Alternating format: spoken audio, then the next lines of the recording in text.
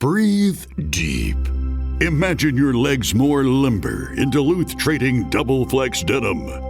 Envision euphorically squatting for that can of suds, bending for your toolbox in a state of bliss, lunging for your laser level on a whole new level.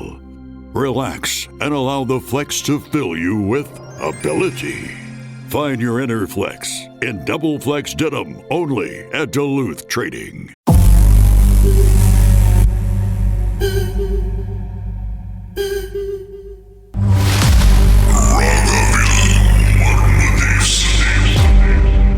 திருமதி அன்னலட்சுமி, என்ன நடந்தது? நானும் என் ஹஸ்பண்டும். So husband வந்து ஆஃபீஸில் வேலை செய்கிறாங்க. So office முடிஞ்சோடனே போடுவாங்க. இது வந்து ஒரு 4-5 மாதம் முன்னுக்கு. அப்போ ஏதோ ஒரு டைம்ல என்ன கூட்டிகிட்டு போவாங்க, இல்லைன்னா கூட்டிகிட்டு போக மாட்டாங்க லேட் ஆயிடுச்சுன்னா. அப்போ அன்னைக்கு நான் ஏர்லியாக வேலை முடிச்சுட்டு சமைச்சிட்டேன். அப்பா அவர் சொன்னார், நான் ஒரு 3 மணிக்கெலாம் வந்துடுவேன், நம்ம போடலாம் அப்படின்னு சொன்னார். அப்போ சரின்ட்டு நானும் ப்ரிப்பேர் பண்ணிட்டு சாப்பிட்டு கிளம்பிட்டோம். அப்போ நம்ம கிளம்பும் போது கிட்ட உள்ள ஜாமான்லாம் எல்லாமே போட்டுட்டு ஸோ இப்போ ஒரு கடையில் போயிட்டு டீ குடிச்சிட்டு அப்புறம் கொஞ்ச நேரம் கழிச்சு போகலான்னு சொல்லிட்டு காஜாங்க இடத்துல இருந்தேன். என் ஹஸ்பண்டுக்கு ஒரு கால் வந்தது. இந்த மாதிரி நீங்கள் வந்து எடுத்துட்டு நீங்கள் அந்த இடத்துக்கு போக முடியுமான்னு கேட்டாங்க. அப்போ இவர் சொன்னார், நாங்கள் அந்த மாதிரிலாம் செய்ய மாட்டோம் அப்படின்னு. ஓ ஆமாவா அப்படி சொல்லிட்டு அவங்க ஃபோன் வச்சுட்டாங்க. அப்போ என் ஹஸ்பண்டு ஒரு 10 நிமிஷம் நாங்கள் வெயிட் பண்ணோம் அந்த கடையில். ஏன்னா ஆர்டர் வந்துட்டோன்னா அப்புறம் கிளம்பலாம் அப்படின்னு சொல்லிட்டு. அப்புறம் காஜாங்கில் தான் அதே அவர் கேட்ட இடம் தான். ஒரு வந்து டோபி மாதிரி அந்த இடம். ஸோ அவங்க வந்து டோபியில் துணி போட்டிருக்காங்களா இல்லையான்னு எங்களுக்கு தெரியாது. ஸோ அந்த துணியை எடுத்துட்டு போயிட்டு அந்த பேக்கேஜ் வந்து நாங்கள் பார்க்க முடியாது உள்ளுக்கு, ஏன்னா அவங்க பேக் பண்ணி தான் எங்களுக்கு அனுப்புவாங்க. இப்போ அந்த இடத்துக்கு வந்து லொக்கேஷன் தட்டிட்டு அந்த காஜாங்கில் போயிட்டு அதை எடுத்துட்டு அந்த ஜாமாவை ஸோ 2 பண்டல் ஸோ அதை எடுத்துட்டு அந்த உளுலங்காட்டு உள்ளுக்கு அது வந்து ஒரு ஃபுல்லா கடை தான் இருக்கும். ஏன்னா வந்து அது மிளைய ஏரியா ஃபுல்லாவே கடை தான் இருக்கும். ஸோ அங்கங்க அவங்க நிலத்துல வந்து வீடு கட்டியிருப்பாங்க மிளையில. அப்ப மிளையக்காரவங்களோட துணி நினைச்சிட்டு நாங்க போயிட்டோம். சரியான மழை. அப்ப நம்ம போகும்போதே மணி 6 மேல ஆச்சு. நாங்களும் போறோம் லொகேஷன் தட்டி அந்த இடத்துக்கு போகும்போது 1 hour கூட மேல ஆயிடுச்சு. நாங்களும் தேடிக்கிட்டே தான் போறோம், நிறைய பேர் கேட்டுட்டே போறோம். அந்த இடத்துக்கு போறதுக்கே நமக்கு ரொம்ப பயமா இருந்தது. ஏன்னா இருட்டாயிருச்சு. ரொம்ப என்ன சொல்லுவாங்க, அந்த வீடுலாம் எங்கேயுமே பார்க்க முடியல. பெரிய பெரிய ஆறு வருது, இல்லை அந்த உள்ளுலங்க ரோடு அப்படிதான் இருக்கும். அப்ப சரின்ட்டு நாங்களும் ரொம்ப தூரமா போயிட்டு ஒரு கடை வந்துச்சு, மலைக்கிற கடை வந்துச்சு. கரெக்டா மணி ஒரு 9க்கு மேல ஆயிருக்கும். அப்ப அவங்க கிட்ட போய் நான் கேட்டோம், இந்த லொகேஷன் வந்து பாதியில் நின்றுச்சு. ஸோ இங்க வந்து நாங்க இந்த பண்டல் போடணும், நாங்க லாலாஃபும்ல இருந்து வரோம் அப்படின்னு சொல்லி. அப்புறம் அந்த பச்சி சொன்னாங்க. சரி ஓகே, நீங்க என்ன பண்ணுங்க, இந்த நான் சொல்ற வழியா போச்சுன்னா அவரு ஒரு லொகேஷன் கொடுத்தாரு, இங்க போங்க அப்படின்னு சொல்லிட்டு. ஏன்னா நம்ம போற இடம் வந்து அது வந்து ஒரு அஸ்ராமா, பிள்ளைங்களோட அஸ்ராமா. ஸோ அதுங்களோட துணி போட்டிருக்காங்க போல டோபியில. அதுவும் ஏன் இவ்வளவு தூரத்துல போட்டிருக்காங்கன்னு எங்களுக்கு தெரியாது. அப்ப நானே ஹஸ்பண்ட் எடுத்துட்டு சரின்ட்டு அவர் சொன்ன லொகேஷனுக்கு போயிட்டு பார்த்தா அங்க 2 வீடு தான் இருந்துச்சு.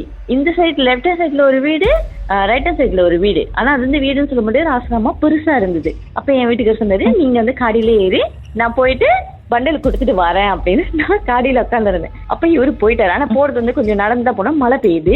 காடி கொஞ்சம் உள்ளுக்கு பார்க் பண்ணி அவங்க உள்ளுக்கு வர முடியாது சொல்லிட்டாங்க. ஏன்னா அந்த அனந்த பிள்ளைங்களா இருக்கவங்கள, சோ அந்த மாதிரி பிள்ளைங்க இருக்கிற வீட்டுல உள்ளுக்கு விட மாட்டாங்க. அப்ப நம்ம காடி வந்து கொஞ்சம் தொலைவு போட்டுட்டு இவர் நடந்து போயிட்டாரு. அந்த பண்டல் எல்லாம் எடுத்துட்டு போயிட்டாரு. பண்டல் கொடுக்கும் போது வந்து ஸ்டூடெண்ட் மட்டும் தான் வந்து கலெக்ஷன் பண்ணிருக்காங்க. அந்த 2 பண்டலை கலெக்ஷன் பண்ணிட்டோன்னே இவர் வந்து வந்துட்டாரு. பே வந்து காசு பே வந்து நம்ம ஆன்லைன்லயே மசோ பண்ணிடும். அப்போ வந்துட்டாரு.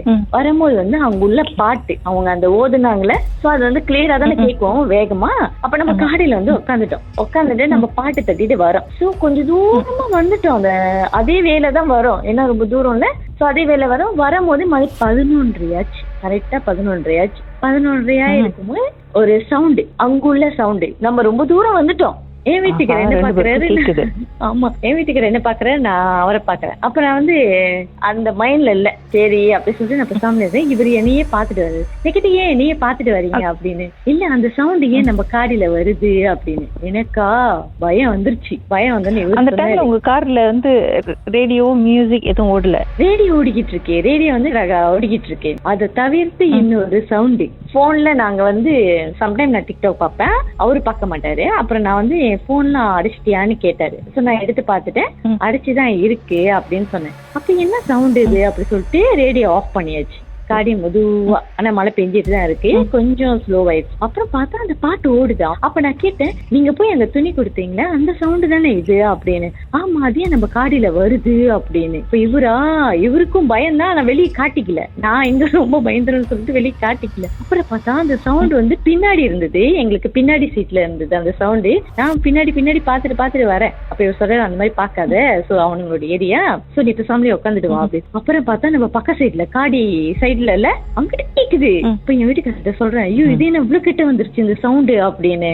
அங்கிருந்து அந்த கொடுத்தோம்ல அந்த அசரமா, அங்கிருந்து போன் வருது. அந்த போன் வரும்போது அந்த சவுண்டு தான் வருது. அப்ப இவரு போன் எடுத்துட்டு கேட்டாரு, ஏன் அப்படின்னு. அதுல 2 துணி மிஸ்ஸிங் ஆயிடுச்சு அப்படின்னு சொன்னாங்க.